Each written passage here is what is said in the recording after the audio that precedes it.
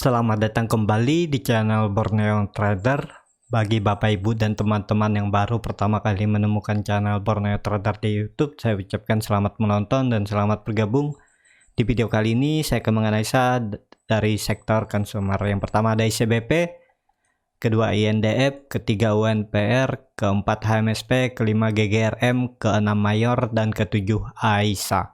Kita langsung saja ke saham pertama. Ada ICBP yang di hari Rabu minggu kemarin ditutup terkoreksi 0,87% ke harga 8.525. Kalau dilihat transaksi asing net sell di hari Rabu ya. Kalau dilihat dari broker summary-nya terlihat memang masih ada sedikit distribusi. Kita langsung saja ke teknikalnya. Secara teknikal ICBP mulai menarik karena bisa dilihat ICBP sudah membentuk ini lower high barunya di 8.430 dan juga ini kalau dihapus ini bisa juga terbentuk nantinya double bottom ya, walaupun nggak bottom banget ya bisa seperti ini nantinya. Dan memang kuncinya 9.600 ini kalau dihapus, bahkan targetnya ICBP kalau ini terbentuk double bottom, targetnya bisa sampai dari neckline ke bottomnya di story-nya seperti ini ya, bisa sampai 10.000.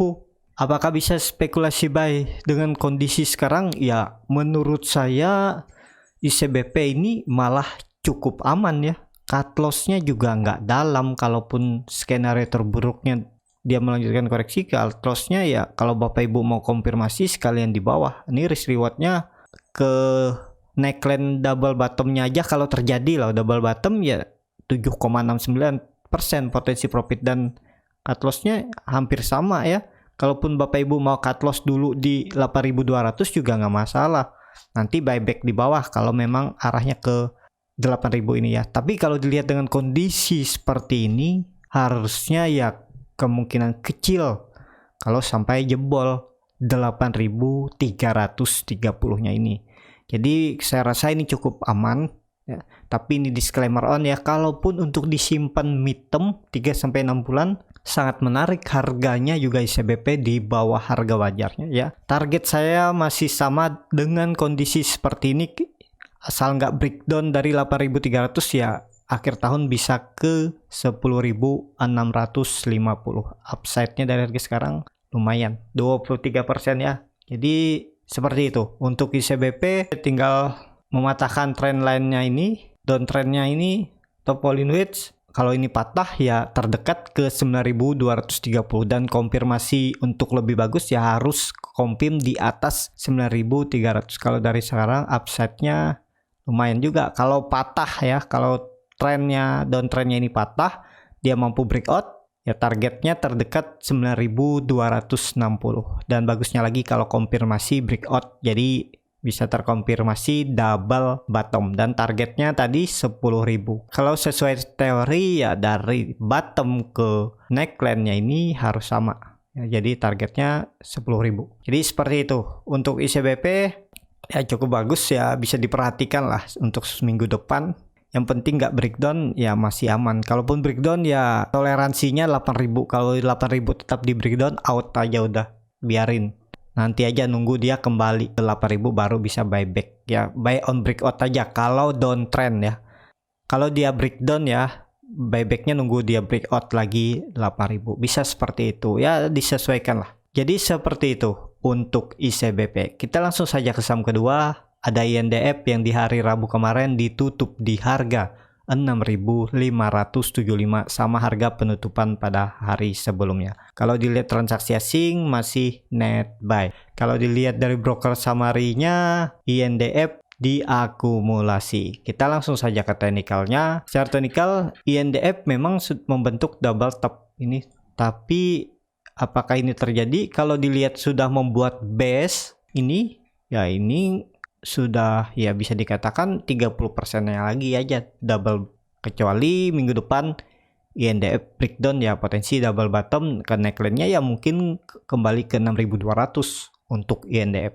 Tapi dengan kondisi sekarang ya harusnya minggu depan nih dilihat volume meningkat dan INDF membentuk base, minggu depan bisa rebound dan terdekat akan uji kembali resisten 6.800 dan bagus lagi kalau INDF bisa breakout dari 6.800 dan juga INDF masih di bawah harga wajarnya. Target akhir tahun 8.000. Upside-nya dari harga sekarang masih ya sekitar 20%, masih lumayan lah. Jangan disamakan dengan kripto. Ya dalam sehari bisa 20%, tapi resikonya juga lebih besar kalau di kripto ya. Kalau mau yang aman, memang yang nggak mengganggu psikologi, memang saham lah, karena ada pegangan, ada underlyingnya, dan juga ada perusahaannya yang bisa kita lihat dengan mata. Jadi seperti itu untuk INDF. Buat Bapak Ibu yang kerja nggak sempat memantau market untuk invest sampai akhir tahun, harga sekarang INDF cukup ideal. Ya Bapak Ibu ya coba nyicil aja. Skenario-nya apakah dia bisa turun, kemungkinan kecil, tapi ya bisa aja. Ya mentok-mentok kembali ke 6.000 ini aja lah. Kalaupun harus turun INDF, seperti itu untuk INDF. Kita langsung saja ke saham ketiga, ada UNPR yang di hari Rabu kemarin ditutup di harga 5.625. Terkoreksi 1,31%. Kalau dilihat transaksi asing, malah net buy yang cukup signifikan ya nilainya di hari Rabu. Kalau dilihat dari broker summary-nya, malah UNPR didistribusi. Kita langsung saja ke teknikalnya. Secara teknikal, UNPR sudah mulai volume meningkat dan sahamnya nggak kemana-mana ya, nggak jebol support. Jadi ini ada peluang bagus, dan juga UNPR ini ada di bottomnya Maret 2020 semenjak COVID dulu. Nah, ini sudah di area bottom dan terlihat juga UNPR membentuk rounding bottom. Ya perlu hati-hati, kalau jebol ya bisa lebih dalam UNPR. Tapi dengan kondisi UNPR yang sudah MOS-nya atau margin of safety-nya di atas 33%, ya maksimal penurunan UNPR kalaupun harus breakdown ya ke 5.000. Yaitu skenario-nya. Analisa saya ya bisa aja salah, tapi kalau saya lihat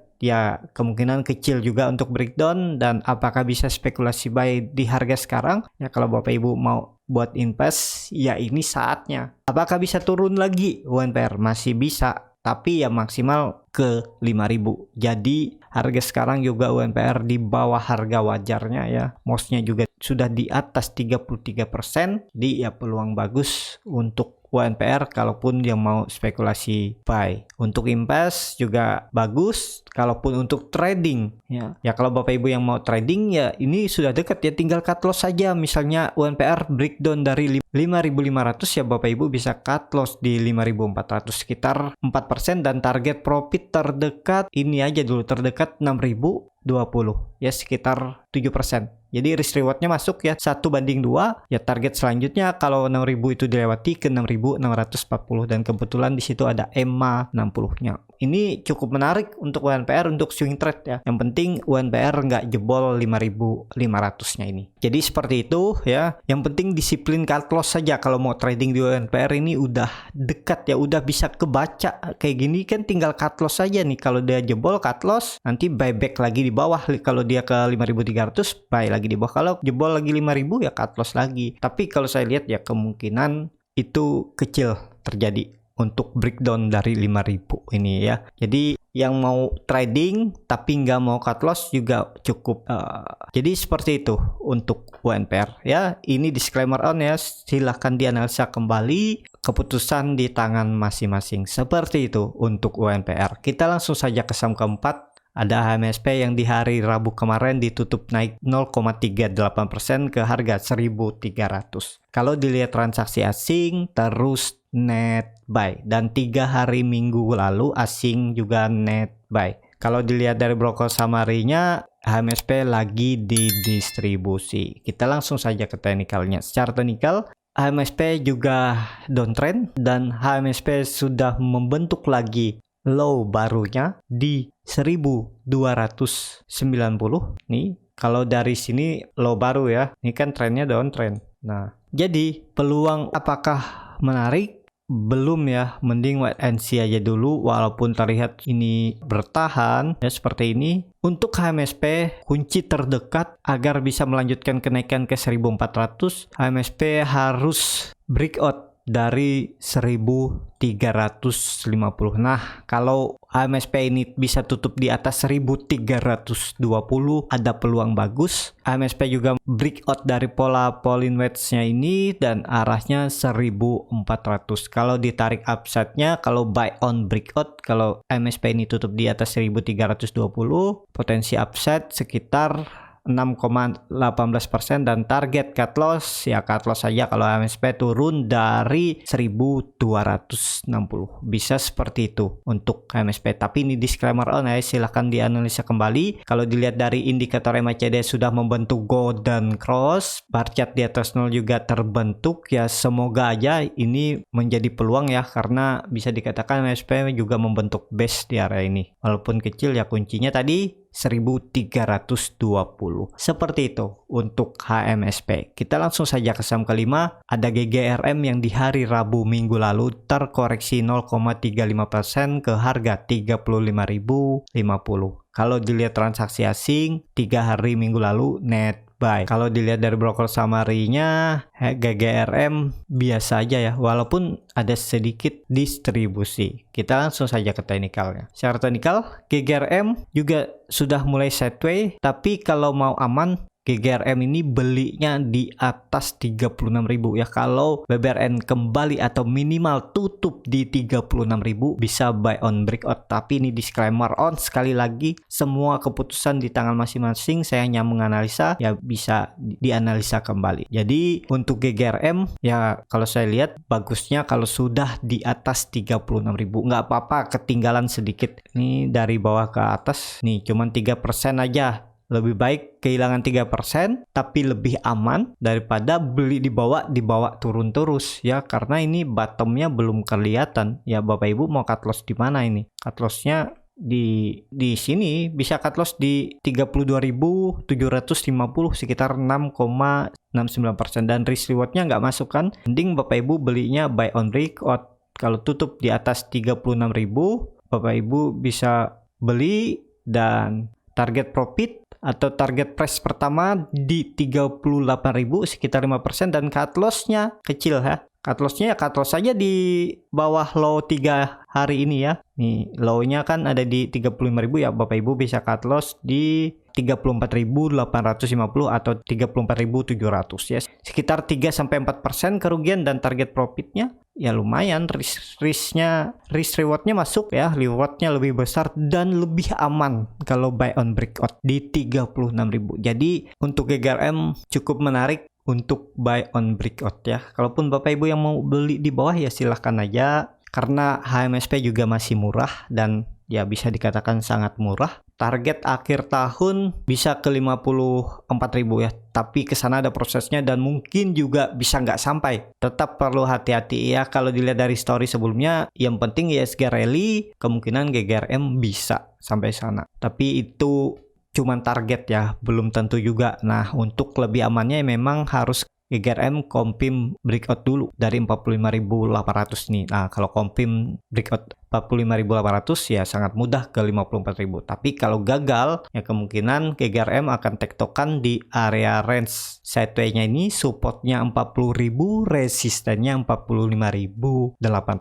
Seperti itu untuk GGRM. Kita langsung saja ke saham ke-6. Ada Mayor yang di hari Rabu kemarin ditutup terkoreksi cukup dalam 3,05% ke harga 2.540. Kalau dilihat transaksi asing malah net buy. Kalau dilihat dari broker summary-nya, Mayor didistribusi. Kita langsung saja ke teknikalnya. Secara teknikal ya Mayor membentuk, bisa dikatakan ini nanti double top ya. Jadi perlu hati-hati ini kalau Mayor sampai jebol 2450, arah terdekat ke support selanjutnya 2300, dan kalau itu tetap di breakdown ya Mayor bisa sampai 2100. Jadi perlu hati-hati ya untuk Mayor. Apakah bisa spekulasi buy di harga sekarang? Mending wait and see aja dulu ya. Walaupun ada sandaran EMA 200 yang kemungkinan akan ada pantulan, Kalau Bapak Ibu mau coba beli yang tipe risk taker, ya bisa aja langsung cut loss saja sekalian di bawah 2450. Bapak Ibu bisa cut loss di 2400 atau 2420 dengan kondisi kerugian di 4-5%.